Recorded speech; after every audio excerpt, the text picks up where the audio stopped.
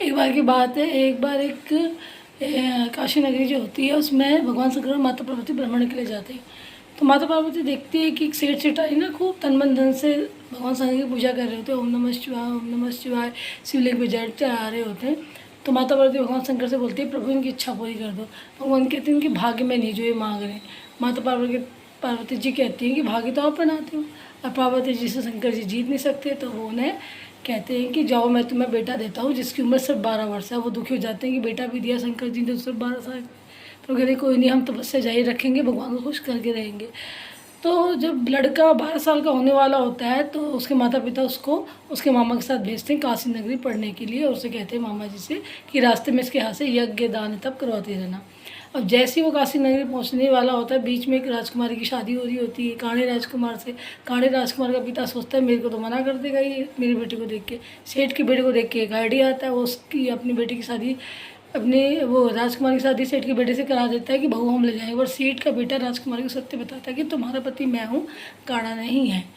तो फिर राजकुमारी काणे के साथ नहीं जाती, बारात वापस हो जाती है। और यहाँ से राजकुमार वो सेठ का बेटा अपने मामा के साथ काशी नगरी पहुँच जाता है, और वहाँ वो प्राण त्याग देता है क्योंकि 12 वर्ष का हो जाता है। और मामा बहुत धाड़े मार के रो रहा होता है, और वहीं पे वो माता पार्वती और शंकर जी फिर जा रहे होते हैं।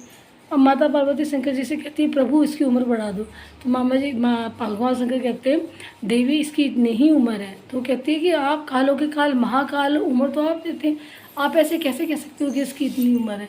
तो माता पार्वती की बात कभी भगवान शंकर नहीं टालते, तो उन्होंने उसकी उम्र बढ़ा दी।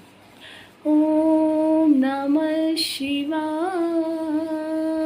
हरि ओम नमः शिवाय। गणपति नारायण नारायण हरि, शिवजी नारायण, गौरा नारायण, कार्तिक सुंदरी नारायण नारायण हरि, शुभ लाभ नारायण, रिद्धि सिद्धि नारायण, भजमन नारायण नारायण हरि हरि, श्रीमन नारायण नारायण हरि हरि, हरि ओम नमो नारायण।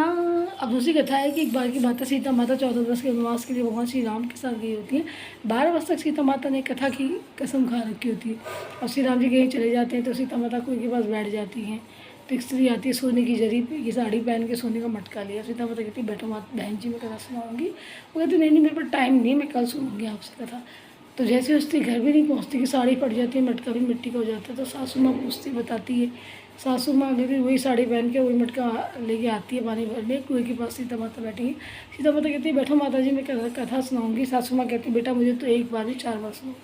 तब सीता माता सुनाती, राम आए लक्ष्मण आए 14 वर्ष वनवास को आए, आओ राम बैठो राम ठंडा ठंडा पियो राम, मीठा मीठा खाओ राम, आओ राम बैठो राम। जैसे ही भगवान जैसी जो है सासू माँ घर जाती है ना, सब कहानी सुन के उनकी साड़ी भी सोने की हो जाती है, मटका भी सोने का हो जाता है। तो उनकी बहू पूछती है कैसे हो, तो बताती हैं कि वो बहू माँ जगदम्बा इनकी कहानी से भंडार भर जाते हैं। अब पड़ोसन गाँव वाले बहू सासू सब रोज़ कथा करते हैं ये सीता माता की, उन सबके खूब धनन के भंडार भर जाते हैं। बोलो सीता माता की जय हो। जैसे उनके धनन के भंडार भरे माँ हमारे भी भरना। सिया राम जय राम जय जय राम, सीता राम जय